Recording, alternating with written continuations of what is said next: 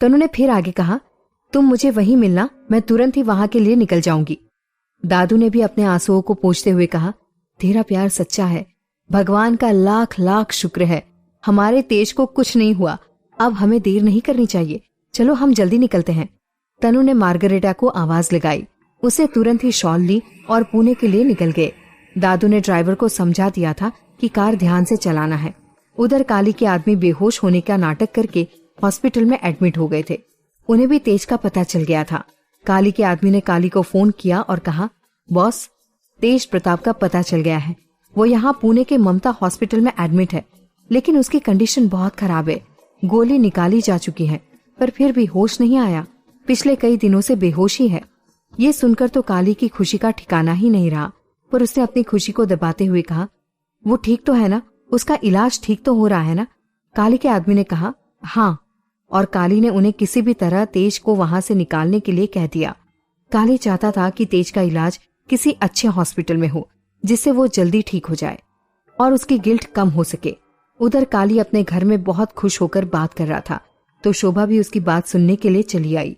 Phone रखने के बाद जब काली ने शोभा को देखा तो झट से गले लगा लिया। काली की आंखों से आंसू बह रहे थे। उसने शोभा को गले लगाए ही कहा, तेज प्रताप का पता चल गया, भगवान ने मुझे बचा लिया। मेरे हाथों से मेरी ही बहन का सिंदूर बुझने से रुक गया। मैं जल्दी तनु को खुशखबरी सुनाऊंगा और अपनी करनी की माफी भी मांग लूंगा। शोभा ने खुश होकर काली के चेहरे की तरफ देखकर पूछा, तो तेज प्रताप अभी कहाँ है? काली ने कहा, पुणे में।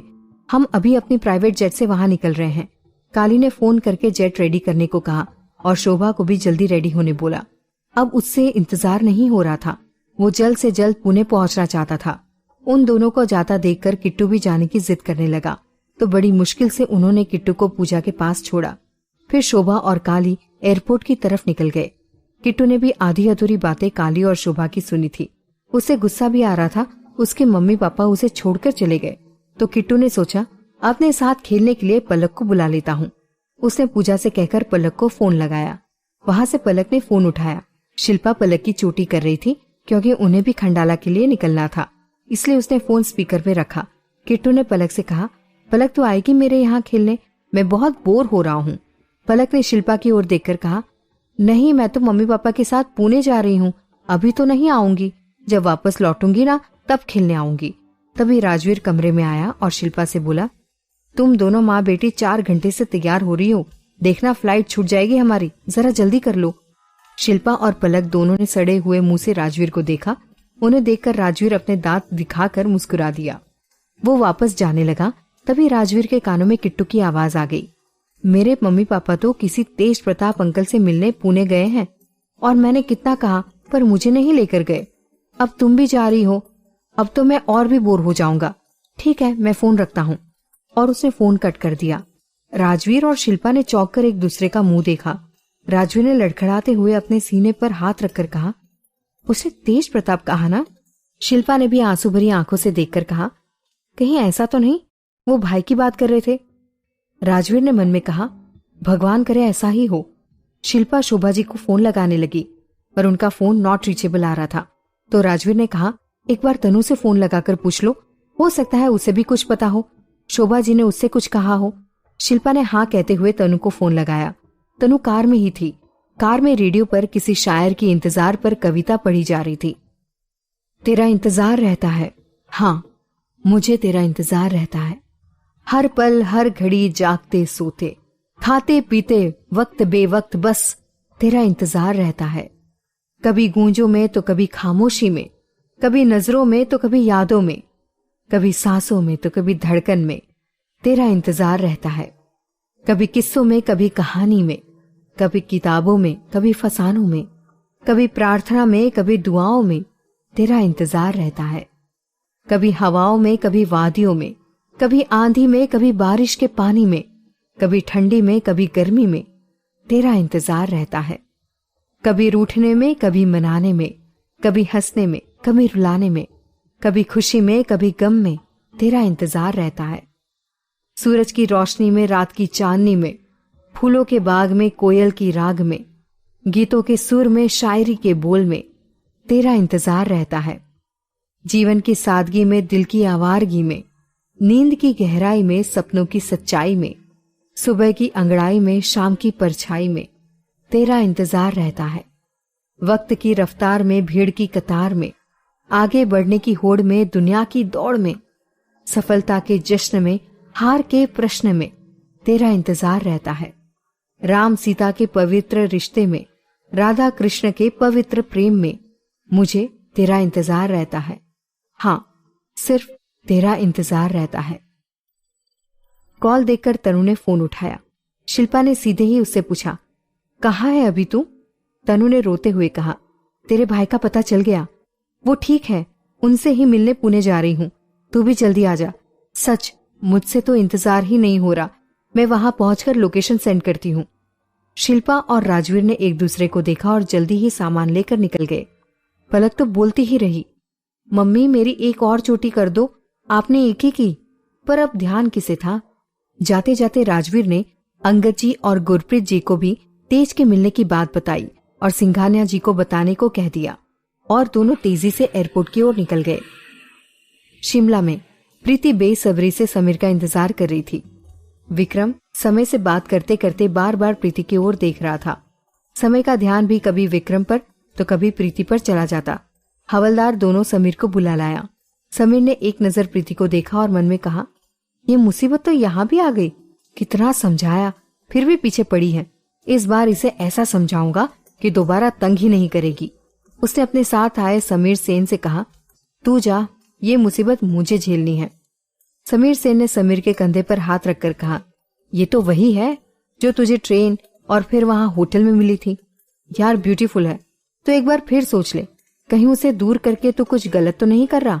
देख तेरे प्यार में यहां तक आ गई है। समीर की नजरें प्रीति पर थी तो प्रीति की नजरें समीर पर पड़ी। समीर धीरे धीरे उसके पास आया। प्रीति के दिल की धड़कनें बढ़ती जा रही थी। विक्रम का ध्यान बराबर प्रीति के ऊपर बना हुआ था। उसके दिल की धड़कन भी बढ़ रही थी। उसे देखा, समीर ने आकर समय को सैल्यूट किया। समय ने प्रीति की तरफ इशारा करते हुए कहा, इन्हें पहचानते हो? ये मिलने आई है आपसे। समीर ने हाँ में सर हिलाते हुए समय को वापस सैल्यूट करके कहा, ओके सर। फिर वो प्रीति की साइड आया और प्रीति का हाथ जोर से पकड़कर रूम के बाहर आ गया। वो प्रीति को लगभग खींचते हुए अपने टेंट तक ले आया था। विक्रम और समय आश्चर्य से समीर और प्रीति को देख रहे थे। समय ने प्रीति और समीर की तरफ इशारा करके कहा, लगता है दोनों में जरूर कोई झगड़ा हुआ है। गौर से देखो, समीर कितना गुस्से में दिख रहा है। पर यह उनका पर्सनल मैटर था, इसलिए दोनों में से किसी ने कुछ नहीं कहा। पर विक्रम को जाने क्यों बड़ी बेचैनी हो रही थी। रूम से बाहर आते ही एक झटके से उसने प्रीति को छोड़ा। समीर ने चिल्लाते हुए उससे पूछा, किसने कहा था तुम्हें आने? मैं पहले भी समझा चुका हूँ, शायद तुम्हारी समझ नहीं आ रहा। क्यों पड़ी हो मेरे पीछे? मैं अपनी नौकरी में खुश हूं यार, और मुझे इस प्यार व्यार के झंझट में नहीं पड़ना है। प्रीति ने अपने हाथ को सहलाते हुए कहा, मैं प्यार करने लगी हूं तुमसे। दिन रात मेरी आंखों के सामने सिर्फ तुम्हारा ही चेहरा घूमता है। रात में सोती हूं तो सिर्फ तुम नजर आते हो। क्या करूं, दिल हार बैठे हैं तुम पर। जब से तुम्हें देखा है, सिर्फ तुम ही हो जो इस दिल को अच्छे लगते हो। प्रीति अपने आंसू भरी आंखों से समीर को देख रही थी।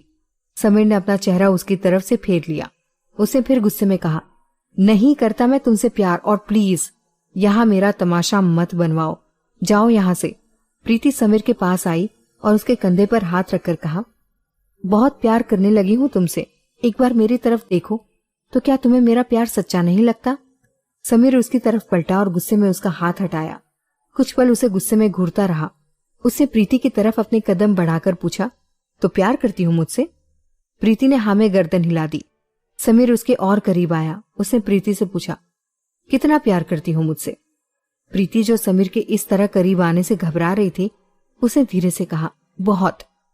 समीर हंसते हुए बोला, तो बहुत प्यार करती हो ना मुझसे, है ना? प्रीति घबराकर पैर पीछे कर रही थी। समीर ने फिर आगे आते हुए कहा, चलो ठीक है, मान लिया। पर मैं कैसे मान लूं? यदि तुम सच में मुझसे प्यार करती हो तो फिर हमारे बीच में कपड़ों की दीवार कैसी? चलो उतारो अपने कपड़े। प्रीति उसके इस तरह बोलने से घबरा गई। उसे अटकते हुए कहा, समीर ये क्या कह रहे हो तुम? पागल हो गए हो क्या? प्यार का मतलब ये सब थोड़ी होता है। समीर ने उसकी तरफ एक कदम और बढ़ाया और वो हंसते हुए बोला, तुम्हें भी तो यही सब कुछ चाहिए था ना, तभी तो मेरे पीछे पड़ी हो। अब मैं तुम्हें वो सब चीजें देने को तैयार हूं तो तुम पीछे हट क्यों रही हो? फिर उसने एक झटके में प्रीति के दुपट्टे को खींचकर फेंक दिया। प्रीति भी पलटकर अपने आप को छुपाते हुए रोने लगी। उसे ऐसा लगा जैसे कोई उसकी इज्जत को तार तार कर रहा हो। आज ऐसा लग रहा था जैसे वो फिर उस दिन को जी रही है जब रवि उसके साथ इस तरह की हरकत कर रहा था, पर शायद अभी की तकलीफ ज्यादा थी। उसने सिसकते हुए कहा, क्या तुम्हारी नजर में यही प्यार है? समीर ने चिल्लाकर कहा, हाँ, बस यही प्यार है जो खत्म हो गया। तो आज के बाद मुझे कभी शक्ल मत दिखाना, और यदि दिखाई तो फिर अपने कपड़े उतारने के लिए तैयार रहना। वैसे भी जो प्यार करते हैं उनके लिए कोई दीवार नहीं होती, पर तुम्हारा तो सिर्फ आकर्षण है मेरे लिए। जितनी जल्दी समझ जाओ उतना ही अच्छा है। वो गुस्से में वहां से जाने लगा तो उसके कानों में प्रीति की आवाज आई, कहीं ऐसा ना हो जिसे तुम आज महज मेरा आकर्षण समझ रहे हो, कल उसी प्यार की तुम्हें कद्र हो जाए। फिर तुम मुझे ढूंढो और तब शायद मैं ना मिलूं। आज इस पल के बाद मैं तुम्हें अपने दिल से हमेशा के लिए निकाल दूंगी। कभी याद नहीं करूंगी तुम्हें। भूल जाऊंगी कि मैं किसी समीर ठाकुर को जानती हूँ। और प्रीति ऐसे ही खड़े होकर रोती रही। समीर ने एक पल रुककर प्रीति को देखा, फिर गुस्से में पैर पटकते हुए वहां से चला गया। विक्रम रूम में प्रीति का इंतजार कर रहा था, पर अब तक उसका कोई भी पता नहीं था। उसे समय से समीर के टेंट के बारे में पूछा और उसके टेंट के बाहर आकर थोड़ी दूर खड़ा हो गया। उसने देखा समीर वहां से निकलकर चला गया, पर प्रीति अभी तक नहीं आई थी, तो उसे थोड़ी चिंता होने लगी। वो थोड़ा हिचकिचाते हुए समीर के टेंट की तरफ आया और उसने प्रीति को एक तरफ खड़े होकर रोते देखा। उसका दुपट्टा भी नीचे पड़ा हुआ था। विक्रम समझ नहीं पा रहा था कि वहां क्या हुआ है। उसने प्रीति का दुपट्टा उठाया और प्रीति को कंधे से उड़ाते हुए कहा, चलो घर, बहुत देर हो गई है। वो आगे बढ़ गया और प्रीति सिसकते हुए उसके पीछे चल पड़ी। दोनों ही अपनी सोच में डूबे हुए थे। विक्रम को समझ नहीं आ रहा था कि वो किस तरह से प्रीति को इस हालत में संभाले। वो तो अभी उन दोनों के बारे में कुछ जानता भी नहीं था। उसे कार के पास आकर कार का दरवाजा प्रीति के बैठने के लिए खोला। प्रीति किसी रोबोट के समान आकर अंदर बैठ गई। विक्रम भी दूसरी साइड पर आकर बैठ गया।